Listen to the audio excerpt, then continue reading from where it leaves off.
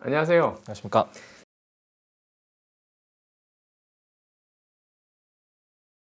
네, 우선은 간략하게 본인 소개부터 좀 부탁드릴게요. 안녕하십니까. 저는 긍정의 힘을 믿는 사람입니다. 힘들고 어려운 일에 직면할 때 굉장히 좌절하기보단 오히려 좋아라는 말을 되뇌이며 이겨내려고 노력합니다. 이런 긍정적인 태도로 K사 국정감사 대응 업무 당시에 국회의원실로부터 긴급한 요청을 기민하게 대응하였고, 또 N사 영업부에서 플랫폼 영업 마감 업무를 꼼꼼하게 수행하며 팀원들의 인정을 받을 수 있었습니다. 회사 생활을 하면서 정말 다양한 상황에 직면할 텐데 그때마다 웃으며 이겨내겠습니다. 팀과 회사에 긍정적인 영향을 끼치는 그런 구성원이 되고 싶습니다. 감사합니다. 정말 긍정의 힘을 믿고 있는 분 같은데, 그러면 지금까지 이런 삶에 있어서 어떤 뭐 회사뿐만 아니라 뭐 학교든 무엇이든지 간에 뭔가 굉장히 상황이 진짜 어려웠는데 그 말씀하신 대로 오히려 이거 되게 좋아하면서 뭔가 해보려고 했던 그 경험이 있을까요? 네, 저는 대학교 학부 졸업 전에 정부 부처에서 진행하는 공모전에서 입상하자는 목표를 세웠던 그런 경험이 있습니다. 당시에 제가 첫 도전에서 기획재정부 대국민 아이디어 정책 공모전에 예선을 통과하고 본선에서 아쉽게 떨어졌던 경험이 있습니다. 당시에 그 떨어진 이유는 자료 검증의 부재였습니다. 저희 팀이 당시에 우리나라 작물의 매출 그러니까 무슨 말인지는 알겠는데 거기서 어떤 게 그렇게 막 너무 힘들었는데도 불구하고 잘 됐어 오히려 좋아 이러면서 한 내용이 뭐예요? 네. 일단 가장 힘들었던 점은 네. 제가 여태까지는 간절하게 원하고 또 노력하면 항상 이루어진다고 믿고 살아왔었습니다. 하지만 네. 그 믿음이 처음으로 깨졌던 경험이었고, 네. 또 굉장히 힘들었지만 어쨌든 심사위원님으로부터 그 자료 검증의 부재라는 피드백을 받고 앞으로는 그 이후에 정말 어떤 모든 일에 있어서 더블 체크 그리고 타당성 검증을 하는 그런 습관을 기를 수 있었습니다. 그 이후로 그것을 보완한 결과 그 다음에 이어지는 공모전에서 입상을 하며 목표를 이뤘던 경험이 있습니다. 그 방금 이제 그 자기소개하면서 이제 긍정의 힘을 믿는다라는 게 네. 어떤 이제 업무가 지금 나에게 당장에 해야 되는데 그게 너무 버겁고 힘들지만 그냥 잘 됐어 이럴 때 한번 해보지 뭐 이렇게 하면서 뭔가를 했다는 얘기를 하는 거 아니에요? 예, 맞습니다. 지금까지 그 지원자가 삶에 있어서 가장 힘들었던 경험이 뭐예요? 네. 가장 힘들었던 경험이 앞서 말씀드린 그 떨어진 거? 예, 떨어졌던 게 제일 힘들었습니다. 그러니까 뭔가 열심히 했는데 잘 안 됐다. 이게 예. 제일 힘들었다는 거죠. 예. 네, 첫 번째 자기소개 부탁드렸었고 제가 이제 자기소개 관련한 추가 질문을 했잖아요. 근데 저는 좀 면접 의도를 잘 이해하지 못하는 것 같았다는 생각이 많이 들었어요. 차분히 면접 의도를 좀 이해해 보았으면 되게 좋을 것 같아요. 그러니까 뭐냐면 본인은 어려워도 긍정의 힘을 믿는다. 네. 그래서 어렵더라도 한번 좋아, 한번 해봐. 이렇게 생각해서 뭔가를 해야 되는 얘기를 하는데 네. 아마 이때 든 얘가 그 정보기관 뭐 이렇게 한 거 예. 뭐 그 얘기를 하는 거잖아요. 예, 맞습니다. 근데 거기서 제가 얻고 싶은 건 뭐냐면 그게 되게 힘들었고 어떤 점이 어려웠는데 그래도 그래 잘됐다 이 형 어려우니까 해보자 이런 본인이 얘기한 것들을 듣고 싶었는데 네. 계속 다른 얘기를 하시는 거여서 제가 계속 추가 질문했던 거예요. 그래서 이거는 처음이니까 뭐 긴장했나 보다 이러는데 이렇게 되면 이제 면접위원이 답답하죠. 그냥 그리고 어려워도 시도해봤던 것을 본인이 말씀하시는 가지고 있는 맥락에서 얘기해야죠. 아. 긍정의 힘을 믿는다. 네. 오히려 더 좋아. 예를 들어서 내가 회사를 다니는데 이걸 하라고? 이렇게 생각될 수 있잖아요. 네, 맞습니다. 근데 오히려 잘 됐어. 성장할 수 있는 기회. 이런 거 말한 거 아니에요, 본인? 근데 내가 보기에는 거기에 대한 답변이 그 얘가 아니었던 것 같아요. 그 다음에 또 물어봤던 게 그러면 잘 이해가 안 되니까 가장 힘든 경험이 뭐예요? 상 수상하려고 했는데 예. 뒤에서 너무 안 됐다 해서 왜 자꾸 저 얘기만 하지?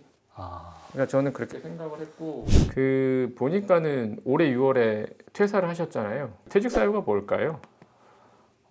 일단 가장 큰 퇴직 사유는 제가 식품업계에 종사했었는데 네. 식품 산업에 대한 좀 많은 아쉬움을 느꼈습니다.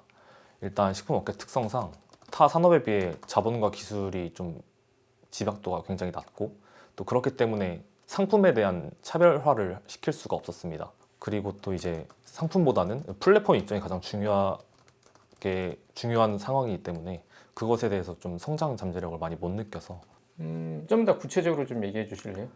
네, 예를 들어서 상품을 굉장히 잘 만들어서 그것을 판매하면은 뭐 유명세를 타거나 아니면 그 기술에 대한 압도적인 그런 기술력 때문에 그런 상품이 잘 매출이 잘 발생하는 것이 아닌 뭐 예를 들어서 그 모든 국민들이 이용하는 쿠팡 이런 플랫폼에 입점하는 것이 굉장히 유리하고 또 그런 것에 있어서 좀 식품 산업 자체에 좀 많은 한계를 좀 느꼈습니다.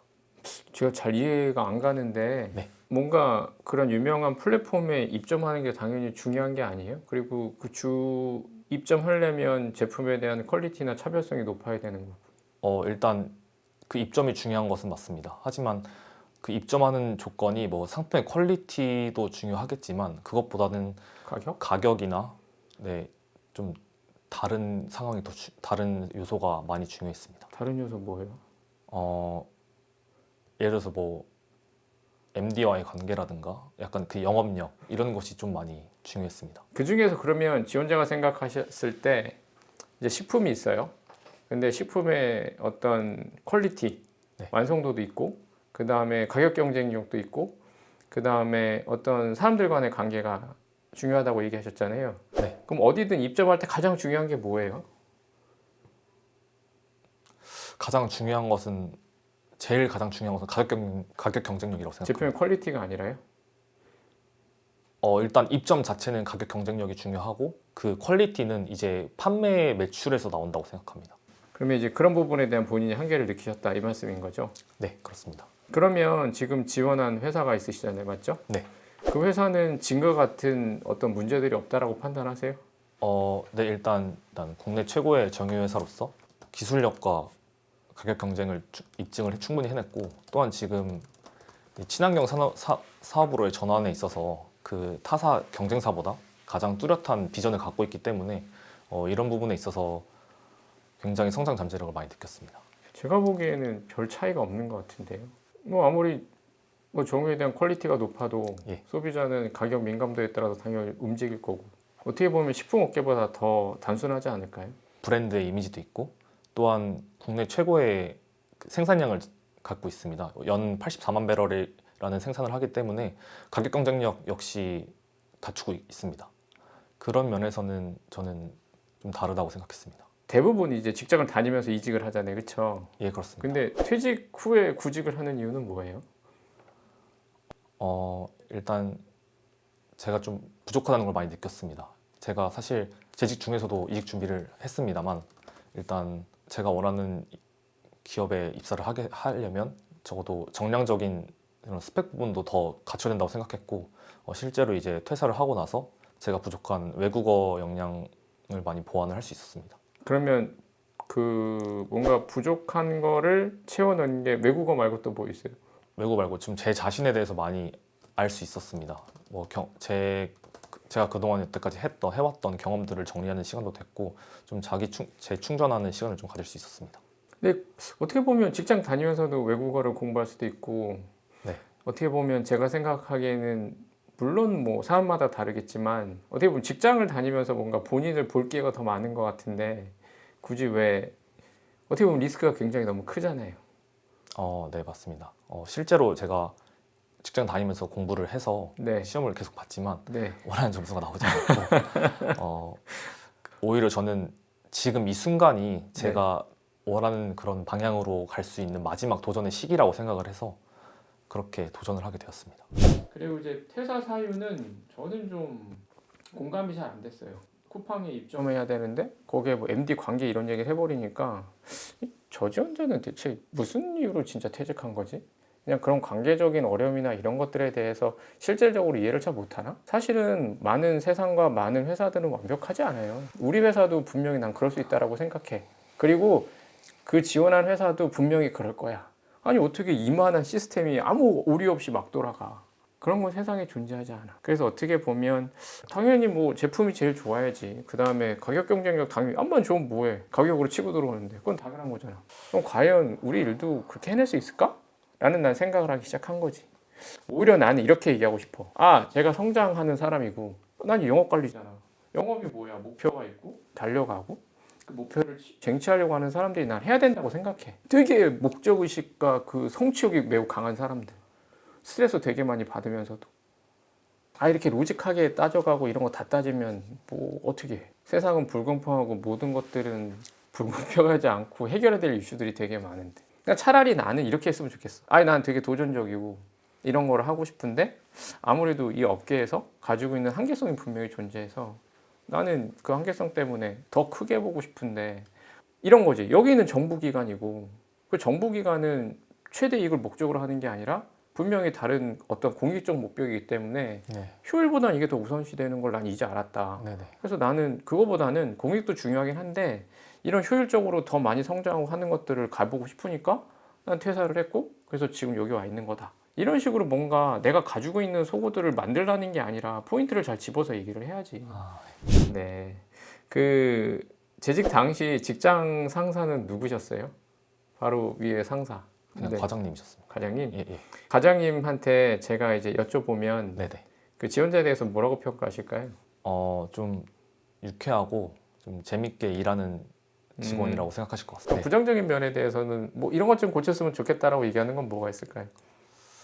좀 입사 초반에 좀 솔직하게 제 의견을 표현을 했던 것 같습니다. 근데 그것이 이제 상사분에게는 조금 당돌하게 보일 수도 있어서 좀 돌려 말하고 좀 우회하는 연습을 하라고 하셨어가지고 실제로 그것을 많이 개선했습니다.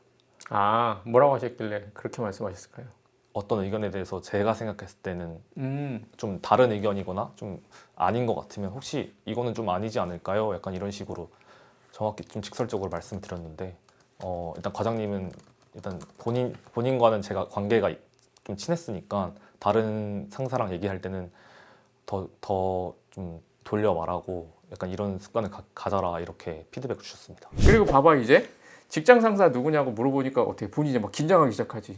오씨 뭐야 이게. 그러면서 이제 그 직장 상사가 뭐라고 얘기해요 했더니 부정적인 건 뭐가 있어 했더니 이제 약간 좀 불편하죠. 네, 솔직하게 말씀드리려고 했습니다. 네, 처음 받는 질문이라서. 네. 그래서 나는 그 얘기는 공감도 하고 그랬구나라고 해서 이제 그 다음서부터는 이제 이 사람이 뭔가 곤조를 가지고 있구나, 자기 주장이 세구나, 그래서 그걸 얘기한 거에서 그게 센 건 좋은데 그게 너무 세면은 같이 일하기 생각보다 힘들단 말이야. 네. 왜냐면 내가 엄청난 에너지를 소비해야 돼. 그러니까 나는 이제 그런 현실에 있어서 이 지원자가 얼마만큼 그런 것들을 감내할 수 있을까를 그 뒤에는 계속 이제 질문하기 시작을 한 거죠. 네. 저는 그렇게 피드백 해주시는 것 자체가 좀 수평적인 문화라고 생각합니다. 그게 왜 수평이야? 제 학점이 제 약점인 것을 충분히 인지하였고 그 약점을 보완할 수 있는 다른 활동들을 좀 많이 열심히 했습니다. 아니 기본 할 거 안 하면서 다른 거 활동하면 무슨 의미가 있어요?